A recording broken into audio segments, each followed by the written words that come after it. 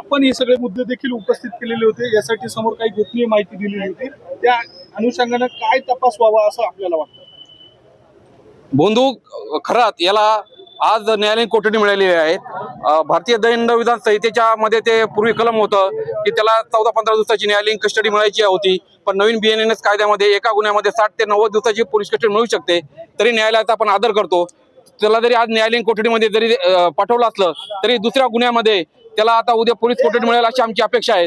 कारण SIT ला काही गुन्ह्यामध्ये अजून तपास करणं बाकी आहेत। आम्ही काही मुद्दे त्यांना दिलेले आहेत, त्याचा तपास बाकी आहे।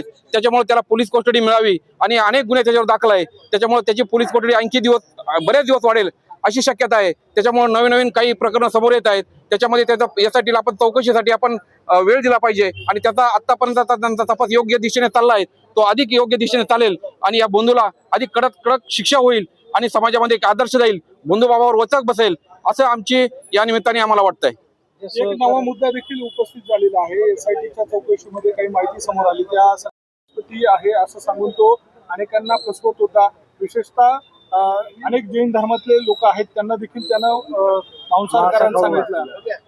खरं तर मांसाहार करावी की शाकाहार करावा हा प्रत्येकाचा वैयक्तिक भाग आहे।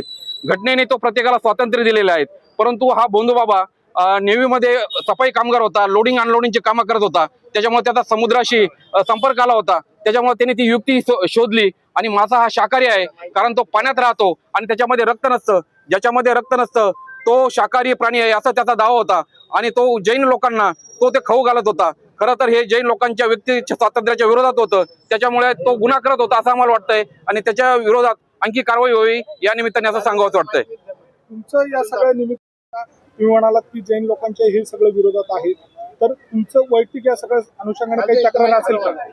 या निमित्ताने जैन लोकांनी पुढे येणं गरजेचं आहे आणि त्यांच्या व्यक्ती स्वातंत्र्यावर जी गदा आली आहे त्यामुळे त्यांनी अधिक गुन्हे दाखल करायला हवेत आणि ते जे गुन्हे दाखल झाले त्याच्यामध्ये पुरवणी गुन्हे दाखल होण्याची आम्ही मागणी केलेली आहे। त्याच्यामध्ये वन्यजीव संरक्षण कायदा असेल, नरबळीचा कायदा असेल किंवा जादूटोणा विरोधी कायद्याची आणखी कलम असेल, असे गुन्हे दाखल करण्याची आम्ही मागणी केली आहे। त्या निमित्ताने त्याच्यावर अधिक पुरवणी FIR होऊन अधिकाधिक गुन्हे दाखल होईल आणि अधिकाधिक कलमे लागल अशी आमची मागणी आहे।